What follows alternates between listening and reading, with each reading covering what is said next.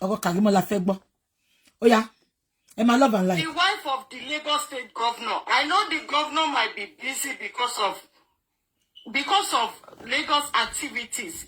The wife of the Lagos State governor, ìyàwó Sanwó-Olú, ẹ wò mí o, orí ìkúnlẹ̀ ni mo wà yìí o, mo ṣe dé láti ibi iṣẹ́ látàárọ̀ ni. I have not eaten. Ṣé pé mo sọ kí mo ìsọ́nsìn night ni Karimot ń ṣe. Ó ṣẹ̀ṣẹ̀ dé láti ibi iṣẹ́ ni. Nǹkan tí ò ṣe tí wẹ̀ nìyẹn tí ò tí fọnu. Ó ń pè ìyàwó Sanwó-Olú. Èmi bá pè Rẹ̀mí Tinubu sí ẹ. Ìyàwó Rẹ̀mí Tinubu, president wife. Ẹ jọ orí ìkúnlẹ̀ la wà yìí o. Ẹ bá wa sọ fún Wumi àtàwọn family ẹ̀ kó sọ nǹkan tó pa Mohbad fún wa. Kó dẹ̀ sọ bí Mohbad ṣe kú. Kẹ́lẹ̀ bá wa bẹ̀ Wumi kó lọ ṣe DNA máa o. Ó yẹ jẹ́ ká máa gbọ́ lọ. Bí mo ṣe dé lélẹ̀ ni mo rí wàhálà tó tún ṣe. They were cursing Liam. They were cursing Liam today, and that got to Wumi. I called her tonight. I was not happy with the situation that I met her. I'm calling on the wife of the Lagos State governor. I'm on my knees. Look at me. I'm still on uniform. I'm on my knees. Near your coco. Karimot, oh, you want uniform? Why should I be ashamed? Don't go Kubai. She must go to Shell American. Ewo Karimot. Only look at my uniform. Aṣọ ẹ ṣe wá dàbí tàwọn agbókùgbókù báyìí. Àbájọ tẹ̀tí yẹn ń bá mu èèyàn. Àbájọ tẹ̀mọ èèyàn yẹn ń bá mu nídìílé yín. Olórí burúkú a ní ní family. Ìwọ ń pè wọ́n. Ìgbà tẹ́pá Mohbad ṣe pé wọ́n. Ṣe pé àbí tí first lady Èkó fẹ́ ta ni. Ìyá tó ṣojú bí ìyá Gbóǹkẹ́ yẹn. Ìyẹn ni wọ́n ń pè. Èmi á pe ìyàwó Tinubu sí wọ̀. Máa kántà pé ìwọ pe ìyàwó Lagos. Máa kántà pé ìyàwó Tinubu sí ẹ jẹ́ ká máa gbọ́ lọ. Lẹ́bí àlára ó pa ní Ọlọ́run ọba. Èmi ò. O lẹ́bí ò lára. Rábì àtún ńkọ́. Àwọn ẹbí bàbá ẹ̀ ńkọ́. Àwọn táwọn cousin yẹn ńkọ́. O lẹ́bí ò lára ká kúlù fún ẹ. O lè lẹ́bí kó lára náà. Ẹ tó bá ti ń lóru cotton tó lò yìí l'Amẹ́ríkà kò lè lẹ́bí kó lára. Zebra crossing cotton. Ẹ bá mi pè Sílẹ̀dú ní Yaba. Ìyá kíní. Ẹ bá mi pè Sílẹ̀dú. Má ṣoore kan yẹn fún ẹ. Bí a bra top ló wọ̀ ni o, bí a vest ló wọ̀ sórí ọyàn ni o. Tí gbogbo nípù dúró báyìí, ó ṣe pé mi ṣe lọ sí ń bọ̀ Karimot. Àwọn tó ń tọ́ wọ́n ti fẹnu jọyún. Ọyàn ti wọ demorage. Ẹ jẹ́ ká máa gbọ́ lọ. Èmi ò sọ pé kò I'm not trying to say Wumi doesn't know what happened. But ṣé gbọ́ bẹ́ẹ̀ yẹn Karimot mo máa ń like ẹ. Níbi tó ti sọ pé ó protect Wumi, ó máa ń kó bá. Ṣé gbogbo yín gbọ́?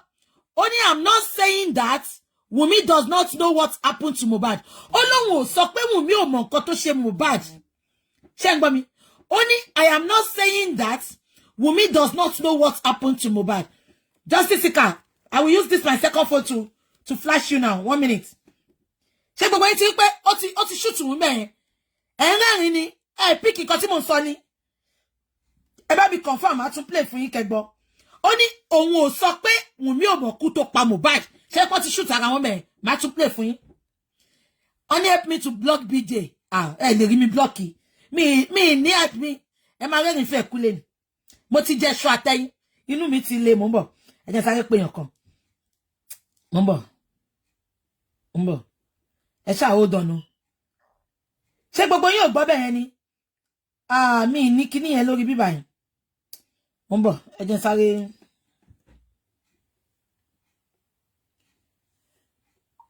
Hello PA. Ẹ fún Justice Sika ní nọ́mbà yìí. Nọ́mbà ilé ni o. Ẹ bá mi fún. Because orí bẹ́ẹ̀ ni nọ́mbà wa mo ó wà mí báyìí náà. Ẹ fún wọn. Yeah. Ẹ jẹ́ kí n tún play fún yín kẹ́ gbọ́. Ṣẹ́rí, Karimot máa ń rò bí pé òun fẹ́ save Wumi.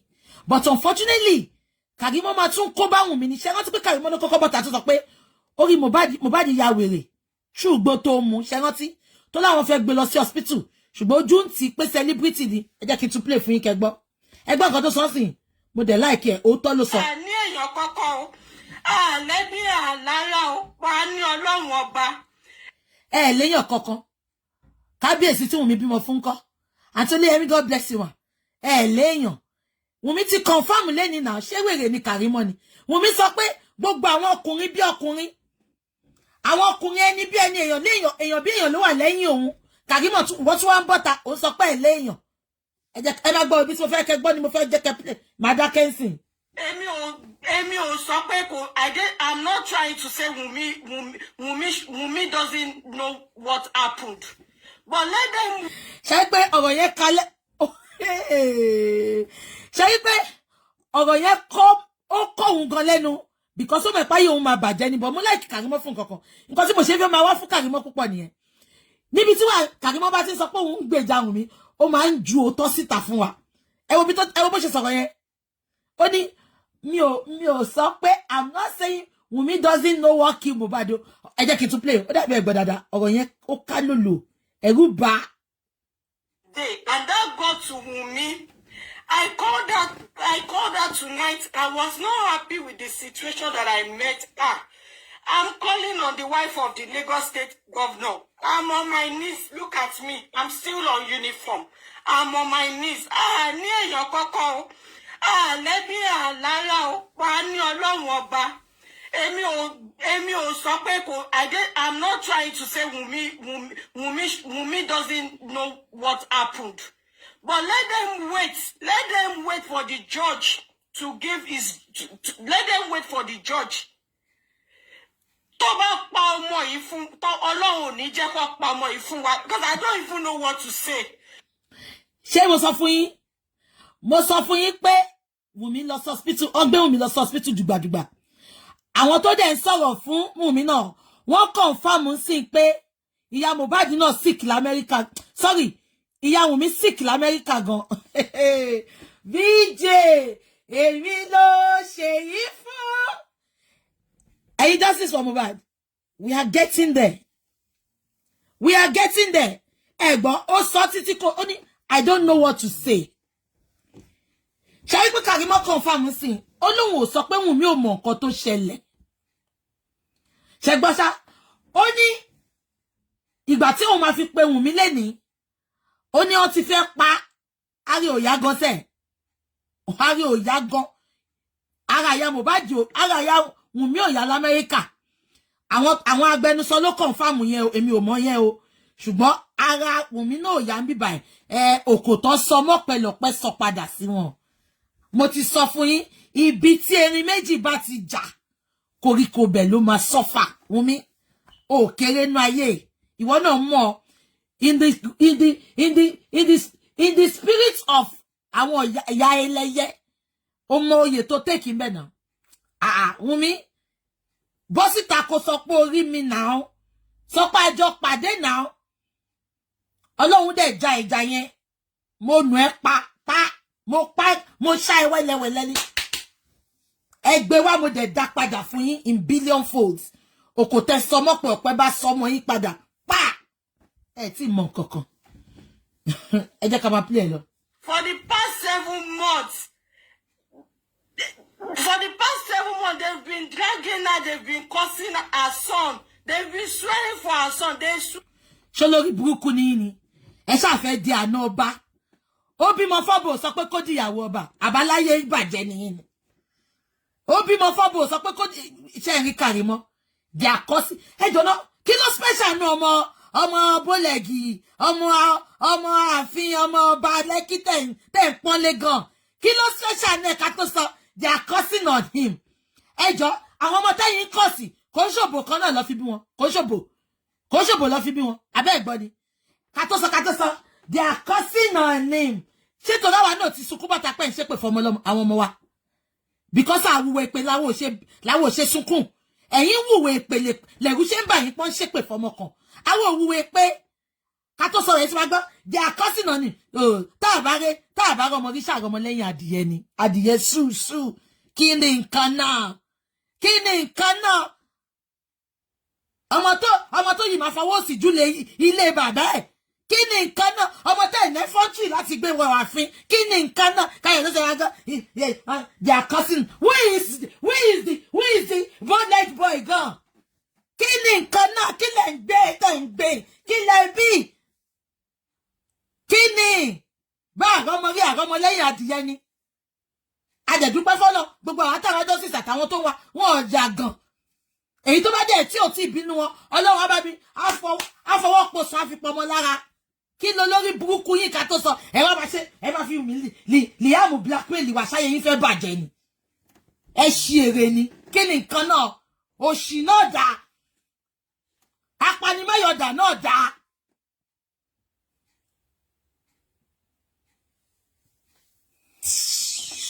Ite kama gbolo. For Liam, they swear for Liam today. Gbogbo ìwọ ìṣẹ̀dá tó bá fi negative comment sórí live tí mo ṣe lọ́wọ́lọ́wọ́ yìí. Wọ́n máa gbé ẹ̀gbin bí ṣú ni. Wọ́n gbé ẹ̀gbin. Karimot, wọ́n gbé ẹ̀gbin. Ó ní dúró ṣe ya àwọn ọmọ ẹ̀ wọ́n gbé ẹ̀gbin. Gbogbo èpè tẹ́ ń ṣe yẹn. Ó padà sí ṣẹ̀dá ẹ̀. Ó padà sínú ilé tó ti ṣe. Ó padà sórí ọkọ ẹ̀, ó padà sórí àwọn ọmọ ẹ̀. Torí ìjà tí ọkùnrin ló fẹ́ dá sí. Ìjà tí ọkùnrin ló fẹ́ dá sí now. You are looking for love where they are not giving it to you. Mo bá wa fún any life history mi tí mo tún ti gbọ́ lọ́sàn. Nǹkan tí ọkùnrin ló fẹ́ dá sí. Karimot, because you have no clue. Ó parọ́ pé bàbá Mohbad, ó bá wọn sọ pé kọ́ má sí Mohbad. Ìgbà tí bàbá yẹn máa jáde, bàbá yẹn sọ pé ó bẹ́ẹ̀ sọ̀rọ̀ rí. You have no clue. Àṣírí tó tún sí mi lọ́wọ́ nínú inbox mi. Ìgbà tó sọ pé Wumi ṣẹ̀ṣẹ̀ ṣèyàwó tó bí wọn ló ṣẹ̀ṣẹ̀ mọ́ Mohbad. You have no clue. Why tó fẹ́ gbé ẹrù ẹlẹ́rù sórí kó fa tiẹ̀ dání. Karimot, go and take several seats on this justice. You have no clue what is happening. Olóṣì tó bójú tó faralẹ̀. Bí akaro white tó ń lò kò tó ní, ó bójú ó faralẹ̀. Bí ẹgbìṣbíṣu ni gbogbo ẹ̀yin tí ẹ bá fi negative comment sórí life yìí tàbí tẹ bá flag life tí mo ṣe yìí ẹ ní kú síbi. Ọlọ́run wèrè làwọn tó máa ń kọ́mẹ́ǹtì ẹ gbọ́ kọ́mẹ́ǹtì èèyàn kan ó ní kí tí Karimot sọ̀rọ̀ bẹ́ẹ̀ tó ṣẹ̀ṣẹ̀ ṣe tírísọ́ọ̀mù tán. Karimot wọ́n ní kí tó sọ̀rọ̀ bẹ́ẹ̀ tó ṣẹ̀ṣẹ̀ ṣe tírísọ́ọ̀mù tán. Wọ́n fi sí wò díẹ̀, wọ́n fi sí inú òbú ẹ̀, wọ́n fi sínú etí ẹ̀, wọ́n fi sínú ẹnu ẹ̀. Aṣọ yín wà, wọ́n máa mú aṣọ yín bá yín nílé ní agbára Ọlọ́run tó bá. Ṣáàdúrà ló ṣé èpè ló wá ń ṣe yẹn, wọ́n máa máṣọ wọn bá wọn nulẹ̀. Of course, ẹni tó bá lọ jíìmù tó gbàgbé singlet, wọ́n máa mú bá ń lé ní. Ìyẹn ò ń ṣèpè, Karimot ṣépè ni wọ́n ń ṣe yẹn, wọ́n máa máṣọ yín bá yín nulẹ̀ ní. Of course, ẹni tó lọ jíìmù. Ẹ tó lọ gym sí àbẹ́ tó gbàgbé aṣọ sínú mọ́tò ó ti di dandan. Mommy, you forgot your dress in gym, you forgot your top in gym. Ọmọ mu wá fún lẹ́nì ṣé pé ni wọ́n ṣe yẹn olóṣì ẹ wo búrò ẹ̀ olórí burúkú ẹni tó ń kọ́ṣẹ́ lọ́wọ́ ló ṣe búrò fún. Jẹ́ pé abẹ́ Wùmí ní abẹ́ obìnrin ni Wùmí ti jáde tó bá fi negative comment àbí tó flag life tí mo. Obìnrin náà dà wọ́n pa àwọn alálùbáríkà ìyá òun pe Jùmọ̀kẹ́ ìyá ẹ̀ tó gbégbá ẹmu síkùn yẹn òun pe lóbìnrin àfi tí ó bá ṣàbẹ̀ obìnrin ni Wùmí ti jáde. Bàbá ògùn bá jọ lóbi Karimot yìí kò mọ́ àti rárá olóṣì lẹ́yìn ọ̀pọ̀lọpọ̀ ẹ̀bẹ̀ owó bọ́ta wa ń ṣe pèwèpè tó ń ṣe ọmọ amáṣọ wa bá lé ni ṣé bí tẹ́ tó gbàgbé aṣọ sí jíìmù ni ṣé pè nìyẹn ọmọ amáṣọ wa bá lé ni ẹ tó ṣe kinní kan ọmọ amáṣọ ṣé bí tẹ́ tó gbàgbé aṣọ sí jíìmù ni ẹ tó lọ jíìmù tó gbàgbé tọ́ọ̀pù ẹ̀ tó wọṣọ tó wọ̀ lọ ṣé wọ́n ni mo wá bá lé ni ṣé pè nìyẹn o tún máa sọ tán àyàfi tí ò bá ṣe inú òbò ni Wùmí ti jáde ọkọ bàbá Mohbad ni ò bá ti jáde olófo. Wọ́n máa mú aṣọ ẹ̀ bá ẹ lé ni ó ní kú síbi táṣọ ẹ wà níjọ́ tẹ́bí. Kò lè kú síbi táṣọ wà ibo ló fẹ́ kú sí ẹni tó jáde sí tí mọ́tò gbá ṣáṣọ ẹ̀ ṣé wọ́n dúró pé wà lójú títì ni olófo ó mi pé ṣe ẹ bá mi calculate kìíní ẹni tó rìn lọ títì tí mọ́tò gbá ṣé wọ́n dúró pọ̀ aṣọ ẹ̀ wà ní títì nítorí kò ní kú sáṣọ bí táṣọ ẹ̀ wà ṣó gbé wọ́n dúró pọ̀ sójú títì ní tó ṣe fẹ́ kú síbẹ̀ olófo ẹjẹ́ àmọ́ gbọ́ lọ. Bá ń gbọ́ ọ̀nà báyìí ìjọ yẹn ló máa jáde sọ́nà níjọ́ tẹ́bí bá wà lé wà lé excuse me. Ṣé ọmọ ẹ ti forí gbé pé ṣe é pọ́nmọ Karimot ti forí gbé pé ọmọ ní mọ́ọ̀mì wọ́n lè sọ pé ọ̀nà ọkọ ọmọ yẹn kò ná ọmọ yẹn gan.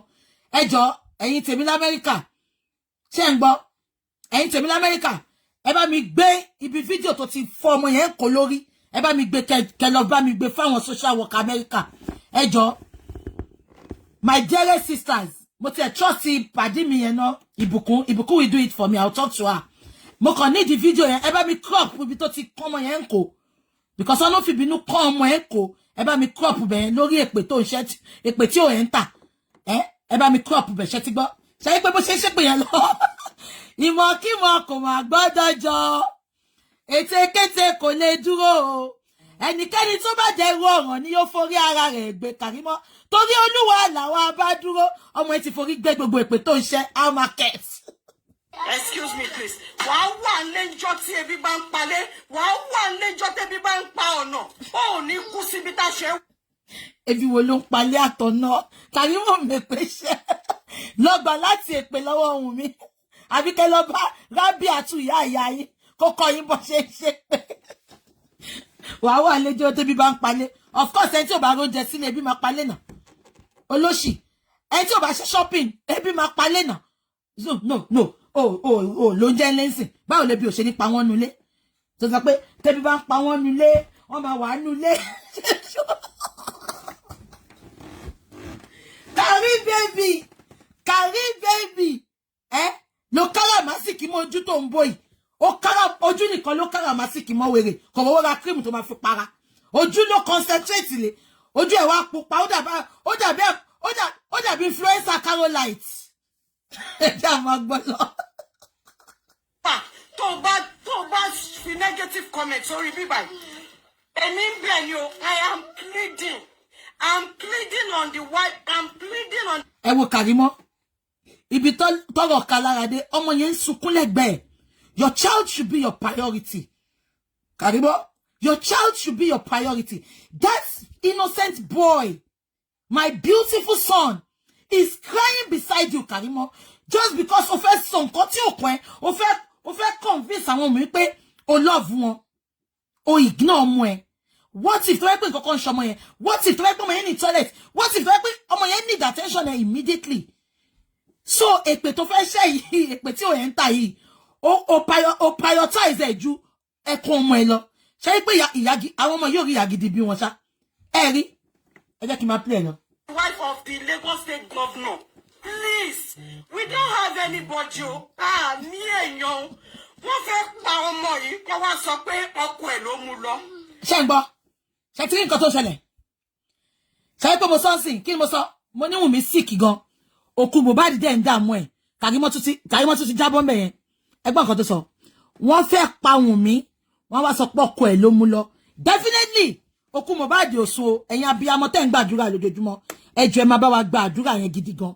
Èmi náà dákẹ́ o because wọ́n sọ pé tó bá fi tiẹ̀ lẹ̀ tó ń gbọ́ tẹni ẹlẹ́ni ọbẹ̀ Elédùmarè ló ń gbọ́ tiẹ̀ ṣe gbọ́ statement ẹ̀ ṣóyè yín ṣá wọ́n fẹ́ pa Wùnmí kán wá sọ pọ́kọ ẹ̀ ló mú lọ Karimot àní kankan ta fẹ́ fi pa ọ̀rọ̀ ẹnu là ń sọ Wùnmí ni kó sọ nǹkan tó ṣe ẹ̀jẹ̀ wà lọ́wọ́ Wùnmí until tí Wùnmí bá dẹ̀ confess ṣé ń gbọ́ Spirit Mohbad will not stop haunting her until she confess her sin. Àbí ṣé ọ̀rọ̀ ẹnu tá ń sọ ṣó lè pààyàn ni ó ní wọ́n fẹ́ pa Wùnmí kó wá sọ pọ́kọ ẹ̀ ló mú lọ plan wọn nìyẹn Wùnmí wà lórí hot seat lọ́wọ́lọ́wọ́ ilé ò gba Wùnmí ọ̀nà ò gbà ìyá ẹ̀ sick Wùnmí náà sick they are not enjoying their life I can confirm that to you. Ṣé ń gbọ́ mi ẹ máa gbọ́ lọ. Ọlọ́pàá ẹ̀ ló pa Tony promise ti fún ní pressure. You guys don't know what is going on behind closed door. Sorry. Karimot confirm ọ̀rọ̀ tí mo sọ sí ṣẹ́gbọ́. You guys don't know what is going on behind the closed door. Èmi mama fún yín ẹ má wọ kò ní di ká mi wọ́n sọ fún wa. Èmi mama já yín sí. Mo gbé yín débẹ̀ tán ni. Ìyá ẹ̀ sick, òun náà sick. Mohbad's spirit is haunting them back to back. Mohbad's spirit is haunting them back to back. Something. Only you don't know what is happening behind the curtain. A lot is happening to them. Tí pressure yẹn bá ti pọ̀, wọ́n wá bọ́ta, wọ́n máa pariwo, wọ́n ṣépè fọ́mọ yẹn tó kẹtàn yẹn o, wọ́n ṣépè fọ́mọ tó kẹtàn yẹn o, wọ́n ṣépè fọ́mọ tó rìn bí Shrek yẹn o. Ṣé ń gbọ́? Àwọn tó yìí máa kú. Called her tonight and I could not even explain the situation that I met her tonight. Why are you guys keeping quiet? Mo fẹ́ yẹ kẹ́ gbọ́ bẹ́ẹ̀ ni o. Excuse me, please. Mo fẹ́ kẹ́ gbọ́ bẹ́ẹ̀ mo ní sọ̀rọ̀. Wàá wà lẹ́jọ́ tẹ́bí bá ń pa ọ̀nà. Ó ní kú síbi tá ṣe wà. Tó bá fi negative comment sórí bíbá yìí. Èmi ń bẹ̀ yín o. I am Ẹ máa gbọ́ sí mi ní sọ̀rọ̀. I'm pleading on the wife of the Lagos State governor. Please, we don't have anybody o. Ní èèyàn. Wọ́n fẹ́ pa ọmọ yìí kó wá sọ pé ọkọ ẹ̀ ló mú lọ. Kọ́lọ́kọ ẹ̀ ló pa. Kọ́ ní promise ti fún ní pressure. You guys don't know what is going on behind closed door. I called her tonight and I could not even explain the situation that I met her tonight. What? Ṣé ti gbọ́ bẹ́ẹ̀ ibẹ̀ mo fẹ́ kẹ́ gbọ́. I called her tonight. Wùmí ló pè yẹn o. Ó pè Wùmí lálẹ́ àná. Ó ní I couldn't explain the situation I met her. Tóun fi rí nǹkan tó ń ṣe. Ṣé wọ́n ti pé mo sọ ẹ má gbàgbé o. Ara Wùmí ò yá. Ara Wùmí ò yá lọ́wọ́lọ́wọ́ àsàtàná. Wọ́n rọ̀ṣẹ̀ wọ́n gbé dùgbàdùgbà ó di ilé ìwòsàn nẹ̀. Wùmí until tó bá bọ́ta wá confess. Ọmọ máa gbé ẹ from one ilé ìwòsàn to another ni. Àbí kò yé yín? Wùmí ṣé ń gbọ́? Ó ní gbogbo yín ò lè mọ condition tó wà lálẹ́ àná yẹn. That was why she came out to curse. But ó máa wà nínú condition yẹn until tó bá bọ́ síta tó sọ nǹkan tó ṣẹlẹ̀ fún wa. Ṣó mọ̀ pé gbogbo ranting tó ranting ní gbogbo àná tó sunkún tó tún sọ̀rọ̀. Ṣó mọ̀ pé kò sọ fún wa nǹkan pàtó tó pa Mohbad. Kò sọ fún wa irú abẹ́rẹ́ tó fún. Kò sọ fún wa ta ni bàbá ọmọ tó gbé dání. Ẹ jẹ́ ká máa gbọ́ lọ. You guys keep it quiet. I'm still on my knees. I'm pleading. I just came back from my 7 to 3 shift. Uniform I'm pleading. The wife of the Lagos State governor, Ministry for Women Affairs. Ministry for Women Affairs. Ṣé ń gbọ́. Ọmọ ẹ ti yọjú. Ó ti ọmọ yẹn dànù ni. Ṣé gbọ́ nǹkan tó sọ? Ministry of Women Affairs. Abolórí burúkú lélẹ̀ ni. Wọ́n ní ọ̀pá ọkọ. Wọ́n ní ọ̀pá ọmọ odindi ọmọ. Ó pé àbáyé àwọn ministry yóò fẹ́ bàjẹ́. Àbáyé wọn fẹ́ bàjẹ́. Àbí gbogbo wọn fẹ́ gbé ọmọ sí ni. Ẹni tó bá tó gbangba sùn ló yẹ kó dá sí. Ẹ̀yin odi náà ni gbogbo wọn ti máa dá sí. Ẹ̀yin káńtà ló ti máa dá sí. Ẹni tó bá bí ayé ẹ̀dá tí ò bá fẹ́ máa gbé ọmọ sí lóye. Ẹ jẹ́ kó bọ́ta kó gbé footage tí wọ́n jáde kó wá dá sí ọ̀rọ̀ tá à ń sọ. A sọ pé yàn pààyàn, ajá kan ló pa. Ewúrẹ́ kan ló pa, ológbò kan ló pa. A sọ pé ó pa odindi èèyàn. Ó ń pe Ministry of Women Affairs. Àbáyé Ministry of Women. Àbáyé wọn fẹ́ bàjẹ́ ni. Àbí kò fẹ́ dá fún lórí wọn ni. Ṣé wọn gbàgbà sọ pé Mohbad kú? Ṣàpè Minister of Women Affairs. Ṣorí wọn ká pé Minister of Men Affairs. À ń jà fẹ́ tọ̀ wá ni. Ó wá ń pe Ministry of Women Affairs. Ó ní ṣoríire. Èwo nu yín ló ń kọ volume. Bí a 3310 lẹ́ ń lò sà. Volume mi wà okay o. Èwo nu yín ló ń kọ volume. Ṣé 3310 lẹ́ ń lò ní sà? Yes, I'm pleading. Please come to our rescue. Please, I am pleading. Mi ò ní bá wọn bú yín o. Mi ò ní bá wọn sọ̀rọ̀ sí. Ẹ jọ̀ọ́ torí Ọlọ́run. These people, most of these people are on the street of Lagos. They are walking freely. Arifa is. Ẹ wo lórí burúkú. Ó ní most of àwọn tó ń come for Wùmí. Ó ní wọ́n walk on the streets of Lagos. Àwọn tó kàn sọ pé wọ́n fẹ́ justice ló ní kó lọ mú. Ṣùgbọ́n Wùmí tẹ́jẹ̀ wà lọ́wọ́ ẹ̀. Wùmí tó pa Mohbad. Wùmí tó pa Mohbad. Wùmí tó gbé ọmọ àríwá sílé Mohbad. Wùmí tó deprive Mohbad from every good things of life. Bó ṣe jẹ́ pé Mohbad ló fọwọ́ rẹ̀ ṣiṣẹ́. Wùmí bully Mohbad to death ni. Láti Monday to Sunday. Láàárọ̀ títí dalẹ́. Wọ́n ní kò fún ọmọ yẹn ní ìsinmi kan tó ṣe wù kó kéré mọ́. Àbẹ́ ẹ̀gbọ́n lórí búkà irọ́ ni. Ó wá ń pe Ministry of Justice. Kọ́ lọ máa máwọn arífá. Àwọn prime boy. Wùmí gangan tó pààyàn tẹ́jẹ̀ wà lọ́wọ́ ẹ̀. Ministry of Justice. Àbáyé gbogbo wọn máa kú síbi táṣọ wọn wà. Is on the street of Lagos. Weston is on the street of Lagos. And prime boy. Kẹ́sì wà ní court. Òun jáde òun sọ oríṣiríṣi. Òun ṣépè òun ṣe everything. Gbogbo ẹ̀. Abolórí burúkú ni Karimot ni. Wọ́n pè nǹkan ní coroner inquest. That is not a court. We are still going to higher courts. I know that. Coroner inquest. Karimot, let me lecture you. Coroner inquest is not a court. They just want to establish what killed Mohbad, what led to his death. Karimot, nuisance. Korikolo alopolo e. Coroner inquest is on the court. We are still going to higher court. See coroner inquest, as in lost higher court. It's going to be a long ride, a long journey. So coroner inquest is not a court. And coroner inquest is not stopping anybody not to talk. You know what ni coroner inquest got him, not him pick a point, not him pick evidence. Abi we ready any. Oh, my power social media gongo. I was speaking on the social media. I will help one.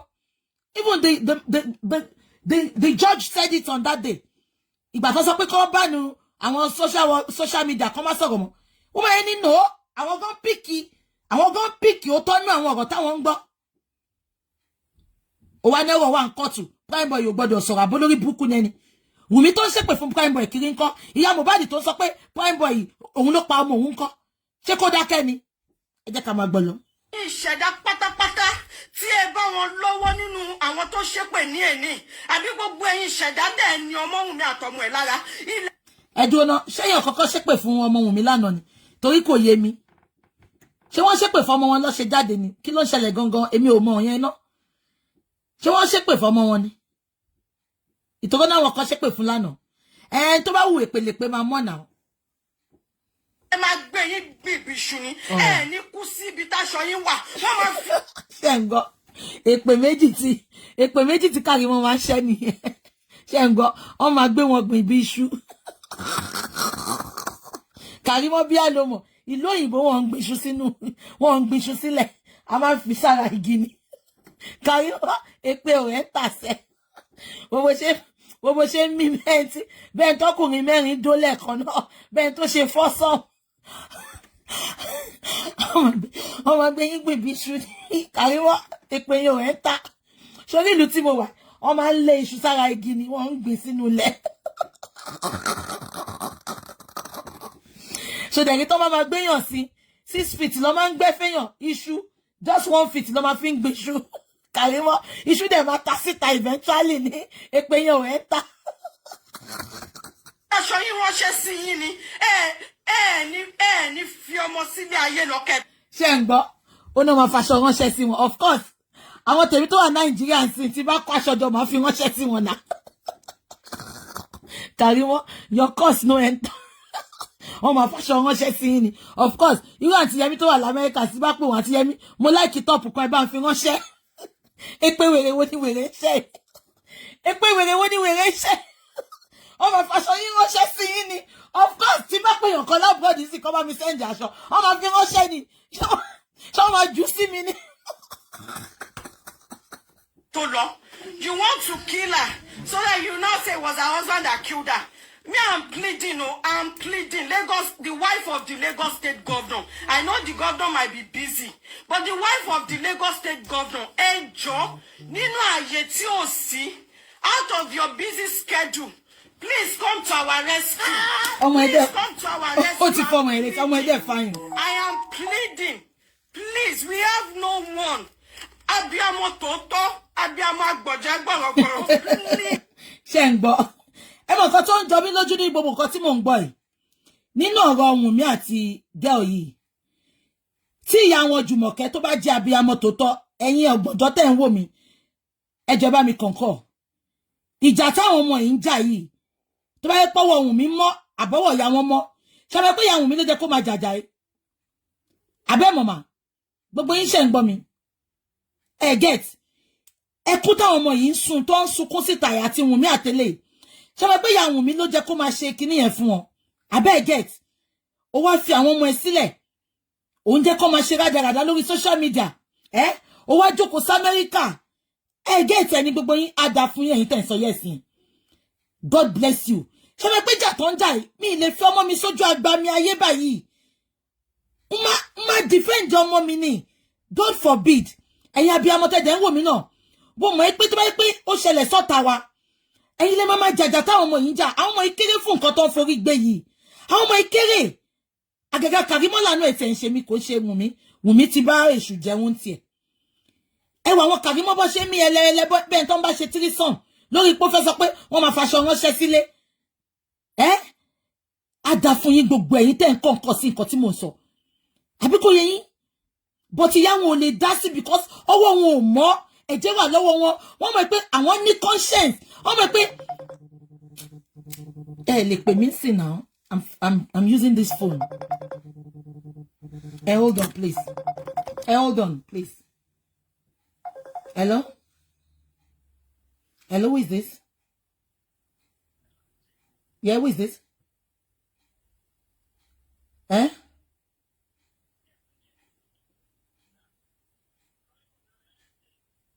Okay, I'm using this phone. Do you have anything to tell me?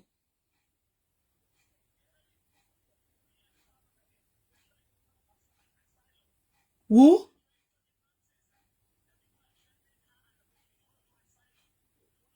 Yeah, I'm gonna talk about I know that is our mission. I know.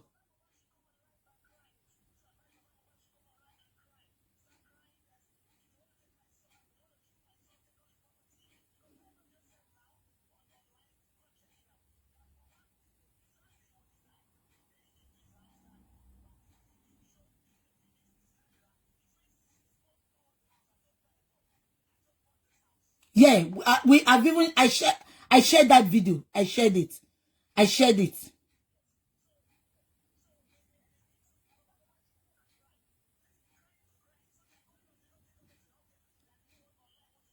Okay. Okay. Okay. Okay.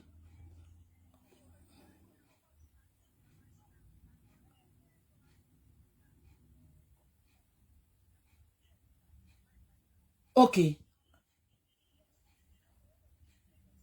Okay. I'm doing the show. I'm giving it to her now. Don't worry. Let me go back to my chat. I'll call you later. Thank you.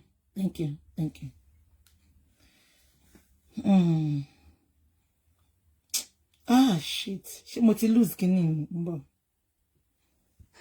Wà, ọmọ mi àtọmọ ẹ̀ lára, ilé máa gbé yín bíbí ṣuni. Please, enough of the bullying, enough of the curse on Liam. Kí ni Liam? Okay, ọmọ àlè ni. Ẹ jẹ́ kó jọ ọmọ àlè. Ṣé torí Karimot, hold on there. Ẹ̀gbọ́n kan tí Karimot sọ. Only enough of the curse on Liam.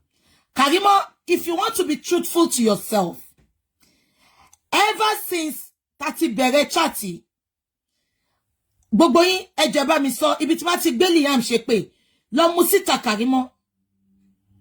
Ibi tí àwọn arífá gbogbo wọn bá ti kọ́kọ́ gbé Liam ṣe pé lọ mú síta. Gbogbo àwọn tó wá justice fún Mohbad, wọn ò kọ́kọ́ gbé ọmọ yẹn ṣe pé. Ìgbà tí àwọn tó ń sponsor, àwọn tó ń sọ̀rọ̀ fún Wumi, àwọn tó ń gba agbẹnusọ fún Wumi, àwọn ló kọ́kọ́ bẹ̀rẹ̀ sí ní gbé ọmọ àwọn arífá gbogbo wọn yẹn, wọ́n ń gbé ọmọ kí ló kọ bàbá yẹn náà? Bàbá tí mi ìgbúrò bàbá yẹn gan mọ́sìn ìkejì sẹ̀lẹ̀ yẹn, wọ́n ń gbé àwọn ọmọ yẹn ṣépè. Ìgbà yẹn làwọn arífá ṣẹ̀ṣẹ̀ ń bẹ̀rẹ̀ sí ní bọ́ta tó bẹ̀rẹ̀ sí ní gbé ọmọ Wumi ṣépè. Ẹ̀yin ò fẹ́ kó ṣépè fún Liam, why tí Wumi ṣe ń sponsor àwọn speaker kó máa gbé àwọn ọmọ ṣépè lórí pé àwọn justice. Karimot, ṣé olórí burúkú ni ẹni? Ṣé wọ́n ti gé tí ẹ lọ ni? Ṣojú ẹ fọ́ ni ìgbà tó bẹ̀rẹ̀? Èmi as a person, Ayat, God bless you. Èmi as a person, mo máa ń sọ ni, my beautiful son, my son, ọmọ mi ni mo ń pe ọmọ yẹn tí n bá fẹ́ address Liam. Mo ever ṣépè fún rí, mo ń sọ títí di 2 days ago. Auntie kan tó yẹ pé she's one of my best supporter on social media. We are so close. Ó tún máa pè mí, a máa sọ̀rọ̀. Àbí kò yé yín? Àǹtí yẹn sọ fún mi pé ojoojúmọ́ ló máa ń pè mí pé kí n ṣe dá padà kí n máa gbé ọmọ mi ṣépè. Mo ná lọ́hùn ò ní jẹ́. Ìgbà tí mo rí pé wàhálà àǹtí yẹn fẹ́ pọ̀, mo block àǹtí yẹn ni. Because abiyamọ ni mí. But kí ni àwọn tó ń tẹ̀lé Wumi ṣe? They kept on coming out, cursing people's children. Ṣé wọ́n gbé ọmọ Wumi ṣépè? Lọ mú síta ibi tó ti kọ́kọ́ gbé ọmọ tó ní bólẹ̀gì yẹn, lọ mú síta ibi tó ti kọ́kọ́ gbé ṣépè. Tó fi bólẹ̀gì jọba bẹ́ẹ̀. Fine boy tó fi bólẹ̀gì jọba bẹ́ẹ̀. Lọ mú síta ibi tó ti kọ́kọ́, tó jẹ́ pé àwa justice la kọ́kọ́ ṣépè fọ́mọ yẹn. Lọ mú síta. Àwọn tó ń gba ẹnu sọ fún Wumi, àwọn speaker Wumi, lọ bẹ̀rẹ̀ sí ní ṣépè. ìgbà tó rí pé gbogbo wọn ò dáhùn mọ́ wọ́n wá dojú èpè kan ya wọn láì ṣe mi wọn ò dẹ̀ mọ̀ pé àforídèpènú lèmi ajẹun èpè sanra ni mí kò affect mi anywhere gbogbo yẹn dẹ̀ máa notice pé mi ever reply wọn mo ní bó ṣe fẹ́ kó rí fún wọn pẹ̀lú ọmọ wọn òun ló ti ń ṣe yẹn but mo ṣe tí mo ṣe lénìí because Wumi continue sọ pé wọ́n fẹ́ pọba lọ́la kọ́ má pọba lọ́la fóun o kọ́ má pọba lọ́la fóun o kọ́ má pọba lọ́la fóun o wọ́n fẹ́ pọba lọ́la wọ́n ṣépè fọba lọ́la ìyẹn ló bí mi nínú pé ṣé ọmọ ju ọmọ lọ ni so ìwọ lè protect tiẹ̀ kò bá wa sọ pé kọ́ má ṣépè ṣùgbọ́n àwọn tó ń support àwọn tó ń fún ní weekly money ipò ń ṣépè o lè fún wọn lọ́wọ́ pé kọ́ má ṣépè fáwọn ọmọ tó kù ìbínú yẹn mo sì fẹ́ gbé ọmọ yẹn ṣépè lọ́sàn-án mo dẹ̀ sọ bí ṣe ń ṣépè fún wọn yẹn náà mo ń dáhùn pé nǹkan tí mò ń ṣe yìí ó ní mi lára because it is not my doings I don't do it àbí kan tí mo sọ yẹn mo ní mo kì í ṣe ó ní mi lára bí ṣe ń ṣe ó ní mi lára bí ṣe ń ṣe mo dẹ̀ ti sọ tí Wùmí bá tún continue táwọn tó support ẹ̀ tó bá ń gbé ọmọ wa ṣépè máa bọ́ta pẹ̀lú gbogbo ìgúnnú Bible máa mú fọ́tò ní hàn báyìí máa gbé ṣépè máa tọ̀ sí lórí máa ṣe lot of things sí lórí tẹ̀ ní wo ẹ fojú sunkún ẹ̀ mo tún sọ ẹ continue ẹ máa ṣépè yín á máa ignore yín ṣé kò bọ́ bẹ̀rù yín ni ṣé kò bọ́ bẹ̀rù yín ni ẹ continue mo ò ní ṣe lẹ́yìn orí social media life ni ma ti ṣe so èyí lè ṣépè fáwọn ọmọ lọ́mọ no bó ṣe bílì yàmù kan bó ṣe jẹ́ pé ọba kan lọ bí àwọn ọmọ wa fún ọba lọ́la bó ṣe bí kọ́ lọ́ ṣe bí àwọn ọmọ tó kù ni òbò tó fi bí kọ́ lọ́ fi bí àwọn ọmọ tó kù ni bó ṣe jẹ́ pé kò ṣe yàlágbèlà bọ́ ọmọ sí tiwa so báwo ni ọba lọ́la ṣe wá special ju àwọn ọmọ tó kù lọ tẹni wọ́n ṣépè fún àbólórí burúkú ni àbẹ́tí Lagos state government tẹ́ ń pè ìdí ni ẹ̀yin kọ́lẹ̀ kọ́kọ́ béèrè pé ẹ̀yin olóṣì wọ́n lọ́mọ kú ẹ̀ ń ṣépè fún ọmọ àwọn tó ń wá justice ẹ̀dẹ̀ ní kọ́lọ̀ ń gbàdúrà yín ẹ máa sun kúkú ni bẹ́ẹ̀ ṣe wà yẹn ẹ máa sun kúkú ni ẹ máa ké kú ni ẹ tí ìmọ̀ kankan máa fi abẹ́rẹ́ kan gún yín tó yẹ pé ẹ máa fò síta ẹ máa sun kú pé kọ́ gbà yín o Bukky á máa jẹ́wọ́. ipò jọmọ àlè ṣé torí ẹ̀ náà lẹ ṣe fẹ́ pa fún ìyá ẹ̀ ṣọmọ àlè ò ní right láti gbélé ayé ni. ṣètìrí Karimot tún ti confam kankan bẹ́ẹ̀ yẹn ṣé torí ó jọmọ àlè lẹ ṣe fẹ́ pa fún ìyá ẹ̀ ṣé ọmọ àlè ò ní right láti gbélé ni Karimot tún ti confam àṣírí kan fún wa gbà ṣé mo pé mo sọ àbẹ́yàn ti pé mo sọ ń jọyìn àwọn olórí burúkú kan sọ pé báwo náà ṣe máa fún ní DNA báwo náà ṣe máa mọ DNA báwo ta ló ń ṣe secret DNA kò tiẹ̀ tó ìwé ìrè kan tó máa ń gbégò sójú téyìn ẹ̀ dàbí ìgbà tó kẹyìn bọ gbẹ̀gìrì yẹn antagonist olóṣì ẹlẹ́nu wọ́gọ́wọ́gọ́ gbogbo tọ́kọ ẹnu ẹ̀ ní gbogbo sọ́kàwé ètò ẹnu ẹ̀ ló kó sí a máa sọ̀rọ̀ ó sọ ẹnu di ganji dam a máa sọ̀rọ̀ tààtààtà ẹnu ẹ̀ máa ìtọ́ máa fọ́ lẹ́nu ẹ̀ bí kátà ìfẹ́ ní olóṣì ta ló mọ̀ ìyá yín rí ṣebí mo sọ́ǹdọ̀ sí wọ́n ní kò ṣe DNA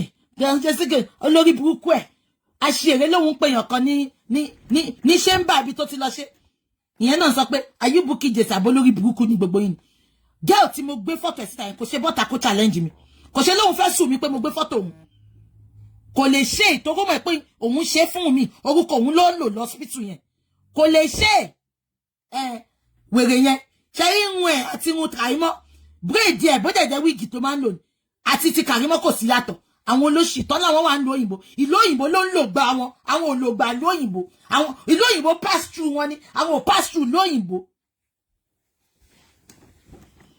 wèrè bọ́gà yẹn ó máa fọ́tọ́ lẹ́nu bí kanji dam ìtọ́ ẹnu àti tọ́ inú kátà efe mi ìmọ̀ tó ní sọ́kàwé tọ́jú lẹ́nu agbégo wèrè very ugly eyín ẹ̀ dàbí ẹ mọ̀ kí yóò kí eyín bọ́nú gbẹ̀gìrì kó wá gbẹmọ lẹ́nu bẹ́yìn ẹ̀ ṣe rí nìyẹn wọ́n ní stray bullet. My Facebook is here now. Only what happened to your Facebook? Kemi K, my Facebook is working. And when you want me now.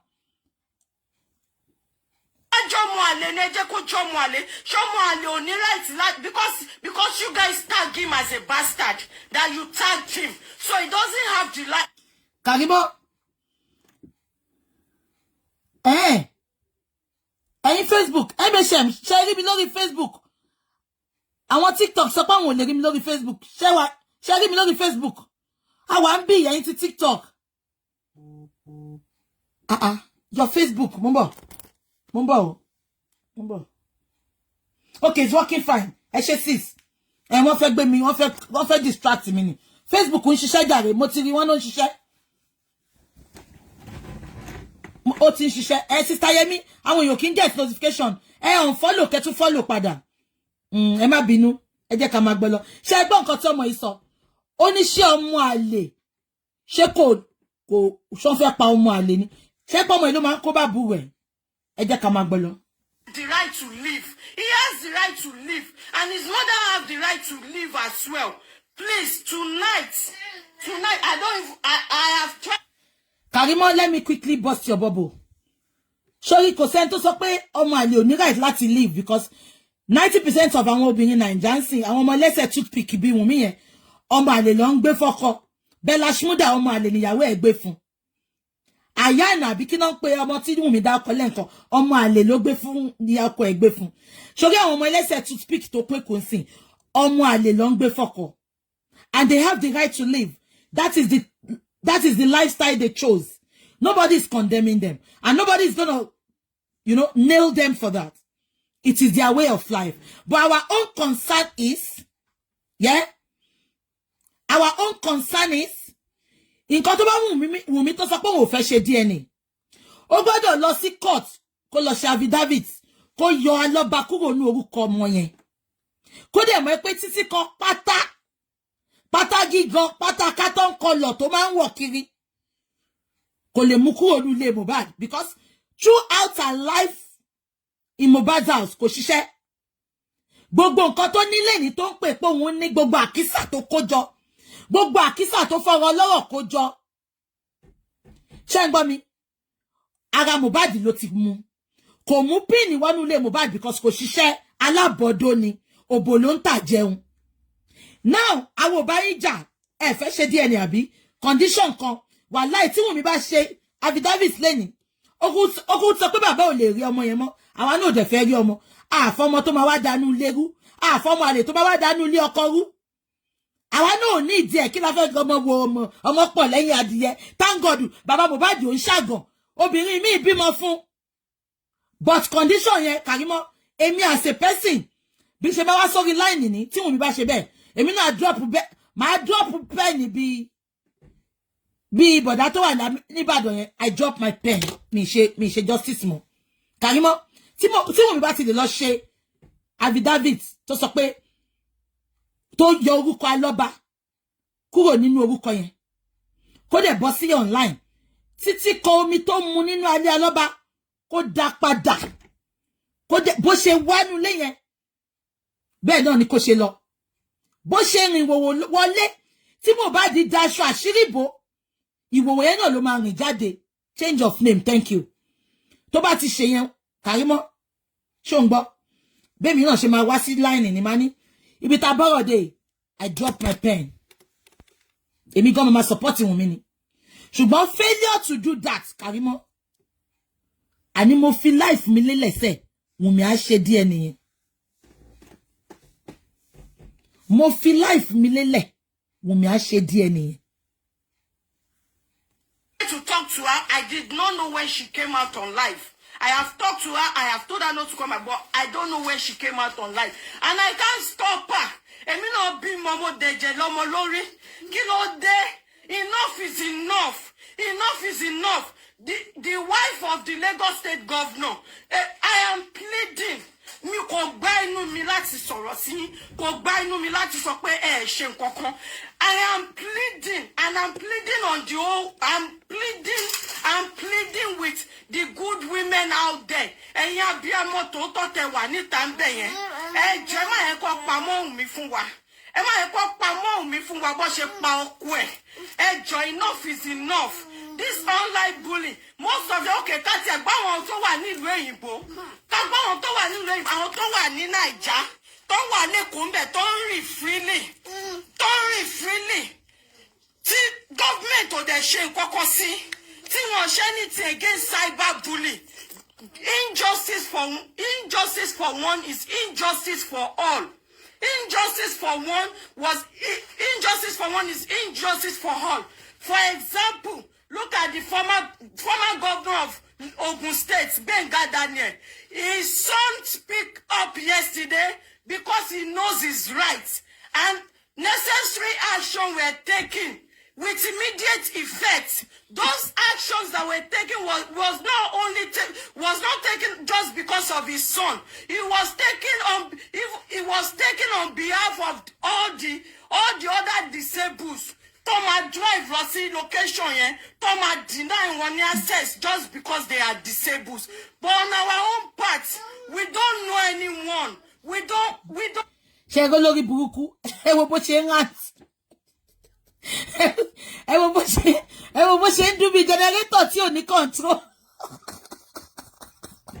ṣé wèrè ó ka nǹkan tó fẹ́ sọ yìí ó kà délé ni láti bìṣẹ́ ẹ wo bó ṣe ẹ mọ̀ tá bá lọ fún literary and debating society tá bá lọ fún debate l'another school èmi ni máa represent school mi ń gbà ẹ mọ̀ tá bá lọ fún literary and debating society. Good afternoon, Mr. Chairman, panel of justice, co-debaters.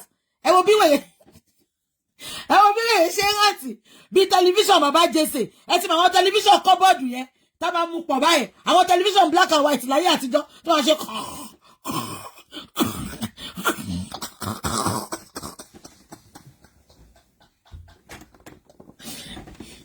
ẹ ti mọ̀ television yẹn máa ya television yẹn fún yín ó wà ní báyìí ẹ ti máa wá fi kọ́bọ̀dù ẹ mú kọ́bọ̀dù báyìí ẹ tún fà á mọ́ra báyìí brown ni ti dádì mi brown ni kọ́bọ̀dù yẹn television yẹn wá jẹ́ black and white olówó ló ń lo television yẹn báyìí ẹ ti mọ̀ ó ní ga báyìí ni ó dúró sókè báyìí ni tá bá ti pátán á tún wá fa dúrọ́wà yẹn báyìí bó ṣe ń dún nìyẹn mo rántí ìgbà kan ìgbà tí television yẹn torí ẹ̀ ti yí àwọn afọwọ́gba báyìí a máa ṣe bìlàbìlà báyìí a tún fọwọ́ gba báyìí abẹ́ ibi Karimot ṣe ń kà ní ẹ mọ̀ tá bá lọ sí debate Gubernatorial and Debating Society, and my name is Buki Jesse. I'm from Kiriko Secondary School. My name is Karimot Comprehensive High School. My panel of judges, go debaters. They say give unto Caesar, what give unto God. Give unto God by doing unto God. By saying good afternoon, Mr. Chairman, sir. Panel of judges. Abẹ́ ibi Karimot ṣe ń ké. Bí television bàbá Jesse ẹsẹ̀ mẹ́rin ló ní ẹ ṣoríire ẹ ti mọ̀ television yẹn ẹsẹ̀ mẹ́rin ló ní báyìí ẹ máa fà báyìí ni ẹ máa fà pọ̀ báyìí ẹ tí dáàdì ò bá lo television yẹn ẹ irọ́ lẹ fẹ́ pa gbogbo àwọn dáàdì wa ló lò ẹ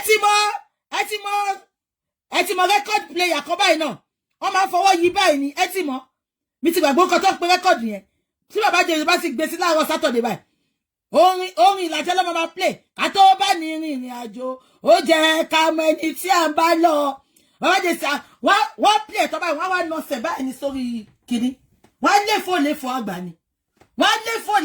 ni tẹlifíṣàn yẹn bẹ́ẹ̀ ni Karimot ṣe ń dún. We don't have anyone, but we have God. Please come to our rescue. Ẹ ti gbà tán rẹ́kọ̀dù yẹn turntable lọ́wọ́ pé turntable ní turntable ọ̀nà èyí kọ́mẹ́ntà sí yẹn nice turntable lọ́wọ́ pé rẹ́kọ̀dù yẹn bàbá Jesse ọmọ àfọwọ́ yìí báyìí. Ọlọ́run mo like ayé àtijọ́ jẹ́ ayé ìsìn lọ ayé àtijọ́ dùn gan kò ṣàwọn olórí burúkú ọmọ bíi Wumi tó kún tánsìn ẹ jẹ́ ká máa sọ lọ. Lagos State Governor, the wife of the Lagos State Governor. Lagos State women are fierce. Lagos State women are fierce. This is a woman. This is a widow. For the past month now, they've been bullying her. Cyberbullying is some. Karimot, do you know what? We are not bullying Wumi. We are seeking for justice. Seeking for justice to know what killed. Yeah? What cut Mohbad's life short is different from bullying. You may take it as bullying. It is not bullying. It becomes bullying when Wumi's speakers started cursing people seeking for justice. It became bullying when Wumi's speakers started coming for people's children just because we are seeking justice. In a sane world, who does that? Wumi's supposed to front the justice for Mohbad and not being an anti-justice for Mohbad. Am I communicating? So when you say seeking for justice for Mohbad, you count that as bullying. Ajepolori buku e. Spyro Gyra ti wọnú ọpọlọ ẹ. Spyro Gyra. Ṣé mo kan tó jẹ́ Spyro Gyra? Ó ti ń kó gbogbo àǹfààní ọpọlọ ẹ jẹ. Ẹ jẹ́ ká máa gbọ́ lọ. It's something you don't want to joke with. It's something you don't want to joke with. It can drain out mentally. It can drain out. Gbàgbé. Karimot. Tó bá ń wá ẹni tó bully jù lórí íńtánẹ́ẹ̀tì. Ṣé mo sọ fún ẹ? 2016 tí ẹ̀kọ́. Gbogbo ẹ̀yin tẹ́ ń wò mí tẹ́ ẹ bá gbàgbé. Láti bí 2012, 2013, 14. Lọ́kọ́kọ́ bully mi ṣé rántí. Fashion police ṣé rántí. Fashion police. Ó dà gbogbo yín ṣẹ̀ṣẹ̀ join social media ni.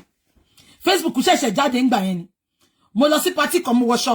Ṣé rò pé tí wọ́n bá wọṣọ bí boob tube, tí wọ́n bá jókòó, ó máa dà pé yàn wà ńta. Wọ́n ṣe wá crop aṣọ yẹn. Fashion police Alubankudi ló ń gbé fashion police ńgbà yẹn. Wọ́n gbé mi sí. Oh, Alubankudi. Mo ti kabo ya lójú yamayama. Back to back la gbé fúnra wa. Ó yọ photo yẹn o. Ó yọ photo yẹn o. Àkàtà wa lẹ́yìn. Ma Alubankudi ni. Alubankudi ya wèrè gan. Ṣùgbọ́n nǹkan tí wọ́n rí wèrè tójú tẹ lọ. Mo gbé jàtọ́ ni mo wọ́n ní inbox ẹ̀. Mo ní ṣe ìyá wèrè ẹ mú photo yẹn wálẹ̀. Kí lẹ wá ń sọ? À ń sọ̀rọ̀ láti ayé fashion police. Karimot. Oh, ma wọ́n tẹ́ ń bá pò ní. Tó bá mọ orú àwa ẹni. Ní advice mi kó bọ́ta rárá. Ẹ máa ní kó ra bọ́ sábẹ́ àwọn tó ń support ẹ ni. Karimot. Wọ́n ti ń bully mi bọ̀ láti 2012. Ìgbà tí fashion police ṣe tiẹ̀ tán, Facebook fracas bẹ̀rẹ̀ tí wọ́n ní 2016. Kò sí nǹkan tó ń fi mí wé. Tó bá fẹ́ rí photo máa update ẹ̀ fún ẹ. Kò sí nǹkan tó ń gbé sẹ́gbẹ́ mi. Kò sí nǹkan tó ń ṣe fún mi. Tí bá sọ fún ẹ pé veteran ni wá gbà fọ́gá ẹ̀. Gbà fọ́gá ẹ̀. Ó rí pé nǹkan kan ń dùn mí mọ́ ni. Ó wá lọ bully Wumi tí ò tí rí nǹkan kan. Kí ni Wumi tí rí ń bẹ̀ yẹn? Ṣó ti gbé ìyá yín lọ sábó ni? Wọ́n ti gbé gbálé ìyá yín lọ́wọ́ sábó ni? Àbọ̀ ti ru ìkòkò sí ìyá yín lórí ní sábó ni? Ṣó ti gbé ìyá yín lọ sóyìnbó pó tí ń tọrọ bára ni? Àbọ̀ ti gbé Liam gangan? Ṣó ti gbé sínú pósí ni? Àbọ̀ ti kọ́ RIP sórí Liam ni? Ẹ̀wá náà ń bully ẹ̀yin tẹ́ ti rí bully. Tí bá ń sọ fún ẹ pé veteran là wá. Kò sí nǹkan tójú yìí ò tí rí. So sórí gbogbo nǹkan táwọn tó ń support Wumi tó ń ṣe fúnra wa ẹ̀. Wàláì kò affect wa. I'm just talking on behalf of everybody supporting justice. Wàláì wá pé mo kì í dá yín náà. Mi wariwo ọjà yín. I don't know you are ranting. Ànágan ilé tí mo ń ṣe. Àwọn èèyàn ti táàgì mi bí wèrè. Wọ́n pè mi ti sùn mo ti lanú lẹ̀ lọ. Bí ṣe prayer tán mo sùn mo lanú lẹ̀ ni. BJ wake up oh. BJ wake up oh. Something is happening oh. Fire is on the mountain oh. We believe in you oh. We depend on you oh. Àárọ̀ tí mo jí mo ṣẹ̀ṣẹ̀ rí gbogbo ẹ̀. Karimot. Tí o bá rí fracas, tó bá rí bully orí social media, wà já. Mi gbàdúrà kí Wumi rí. Mi dẹ̀ gbàdúrà kí wọ́n náà rí. It is killing, it is draining. Ògoni foluwapa kò gbé àwa lọ. We are still standing. Ibi tó ta fojú sí ọ̀nà ògbàbẹ̀. Ìwọ ló wá fẹ́ bọ́ta sọ̀rọ̀ fẹ́mẹ̀. Ìwọ. Tó yẹ pé kú Mohbad ló ṣẹ̀ṣẹ̀ sọ di speaker. Ìwọ. Àbálàrú ẹ̀ àbí olórí burúkú Wumi àbúrò ẹ̀ ẹ̀yìn. Ìyẹn ló máa ṣe show 12 days fún mi. Wumi tó bá ṣe ikú pàyà láyà ẹ̀. Wọ́n sọ fún ẹni. Àti wá fi fracas sílẹ̀ tán. Àti wá bọ́ sórí wòlíì wọ́rọ̀ olè. Gbogbo speaker orí social media ló lọ sanwó fún kọ́bọ́ta fún mi. Gbogbo speaker social media ló sanwó fún. Gbogbo bí tí bá rìn sí wọ́n attack mi ni. Ṣùgbọ́n torí mo dúró lórí òótọ́ lórí májẹ̀mú òdodo. Májẹ̀mú tó bá mi dá, májẹ̀mú òdodo, lórí májẹ̀mú mi ó paramọ́. Májẹ̀mú tó bá mi dá, májẹ̀mú òdodo, lórí òkè májẹ̀mú ni mo dúró. Abolori burúkú ni ẹni. Oh, gbọ́ nǹkan tó ń pè mí ni. I just don't come for people. I'm a voice. You have to reckon with me. Karimot, if you can't beat them, you join them. I will support you. Ma pon Wumi sẹ́yìn. Okay, òun ló pa ọkọ ẹ̀. Ma pon sẹ́yìn mo mọ bá ṣe máa sọ̀rọ̀ ẹ̀. Ọ̀rọ̀ tútù fáwọn tó ń wò wá. Ó ti ṣẹlẹ̀ kí la máa ṣe, a máa pe bàbá sórí round table ni. Ẹ fa ọmọ ìmọ́ra ẹ jẹ́ ká settle ẹ̀. Ẹ̀gbọ́n, you are stupid. Ẹ̀gbọ́n. Gbogbo family Wumi ẹ̀gbọ́n, àwọn tó support ẹ̀gbọ́n. Ẹ̀gbọ́n. Ẹ lè fìjà ṣe, ẹ máa lose. You are fighting a lost battle. Wumi and co. Wumi, Karimot and co. You all are fighting a lost battle. Ẹ ti lost battle yẹn already. Ẹ kàn tiraka ni. Because in every angles, àwọn ọ̀rọ̀ ẹnu yín ibẹ̀ láti mú òótọ́. Àti satellite tèmi ránṣẹ́ kiri. Satellite ayé. Abẹ́ gbọ́ mi. You are fighting a lost battle, Karimot. Gbà fọ́lọ́run ní sinmi. Wà light alive. Kò sí bá ṣe máa ju kíní kan lẹ̀ ní gbagba. Òkè ló máa mú. Mo ti sọ statement kan jọ tí mo dá sọ̀rọ̀ yìí. Mo ní ẹ̀ bàbá ti jẹ́ kí n dá sí. Ibi tí mo ti wà interested inú ẹ̀yẹn. Ibẹ̀ ni wàhálà ti ṣẹlẹ̀. Because mi ní give up. Wo tí wọ́n ní olè yẹn. Gbogbo ayé ló bá mi jà. I lost a lot of people. People that are dear to me because of that man. Wọ́n ní fi máa yìí sílẹ̀, mo ní mi ní fi sílẹ̀ sẹ́. Mo mọ nǹkan tí mò ń sọ, ìgbà tó rí pé mo gbà lẹ́rọ̀, wọ́n tún lọ kóra wọn jọ, wọ́n tún bẹ̀rẹ̀ sí ní bully, wọ́n parọ́, wọ́n ṣe gbogbo ẹ̀. Until tí mo rí Bishop Ọlọ́run jẹ́ níyà. Ọlọ́run fi ṣẹ̀ sí ní gbangba. Ẹ̀yin lẹ wá fẹ́ máa bá mi ta. Irú ayọ̀ wo lèmi ò tí ì tarí. Ẹ̀yin, ẹ kéré sí nọ́mbà man. Ẹ kéré sí nọ́mbà. Ibo lẹ ti bọ̀ tẹ́ lókun lọ́rùn. Ẹ̀yin pàṣíwọ̀ bọ̀wọ̀bọ̀. Ẹ̀yin tẹ́ lóhùn. Ibo mélòó ló ti ń gbóhùn yín. Lóhùn náà. Àwọn èèyàn dẹ̀ mọ̀ pé mi ò ní parọ́ mi ní wá fi rọ́kùn nǹkan tí n bá sọ. Ẹ rí pé every time máa sọ pé I need the evidence. Anything tẹ́lẹ̀ nǹkan bọ̀ tí bá sọ, màá ní mo fẹ́ evidence. Mi ní wá parọ́ fún yín. Ẹ wá lọ ń gbé àwọn elébi, àwọn ebi ńnà speaker. Wàláì mo wo gbogbo wọn tó kan. Kò sí ìtò tẹ̀ ń fún mi ní sleepless night inú wọn. Kò sí ìtì máa ń rọ̀ ọ̀rẹ́ tí bá ti ṣe tán. Because they are toothless bulldogs. They are toothless bulldogs. Igi nǹkan wọn ò rí, kò rí. Ọmọ èèyàn tó pè mí lédè ni.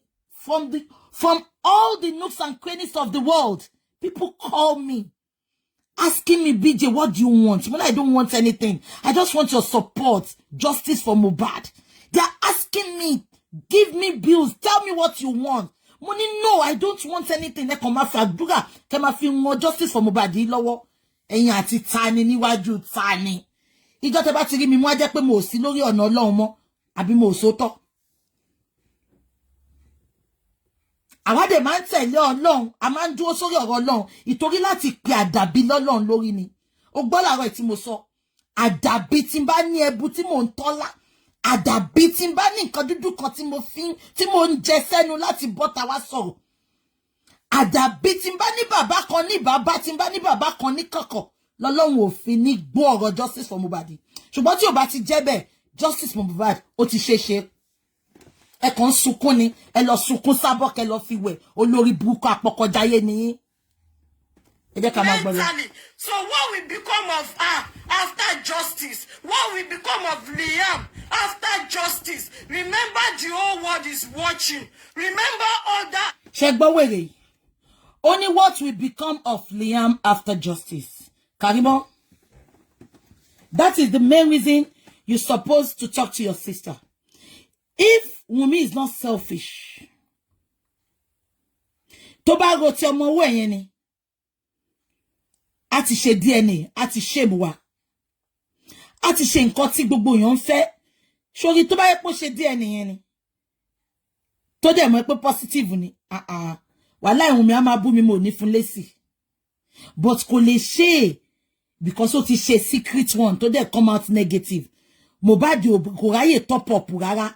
àbájọ náà tó bá ti ráwọn obìnrin a máa lọ́mọ wọn ni bí kókókó bọ̀ wọ́n di lórí stage ni Mohbad a máa lọ́mọ wọn ni a máa lọ́mọ àwọn obìnrin bí spaghetti ni gbogbo nǹkan tí Wùmí fi dùn Wùmí fòbò dùn ó fowó ẹ̀ dùn ó fi fọkànbalẹ̀ dùn ẹ rí pé tí Mohbad bá ti ráwọn èèyàn ó máa lọ́mọ wọn bí spaghetti ni ó máa lọ́mọ wọn because he is not being loved at home he has nobody to cuddle at home ọmọ gan wọn ń gbé sá fún ni because ó ná mi kan tó wà lára ọmọ yẹn kò dẹ̀ sámì yẹn lára Mohbad wọn fẹ́ jẹ́ kó rámì yẹn gbogbo nǹkan ni Wùmí fi dùn wọ́n ní táláboyún bá ti ẹ̀sùn tẹ́ni tó gbóyún wá fún gan àti ẹ̀jẹ̀ kọkùnrin yẹn top up díẹ̀ láti dèjì gbogbo nǹkan negativity ló wà lórí list yẹn látòkè délẹ̀ nose negative mouth negative everything látòkè délẹ̀ negativity ni kò sí positivity kankan bẹ́ẹ̀ ẹ wá fẹ́ ti ọmọ yẹn ṣàfẹ́ force ọmọ yẹn ó lè ọba Lẹ́kì gan ṣòrówó jẹun mọ́ ni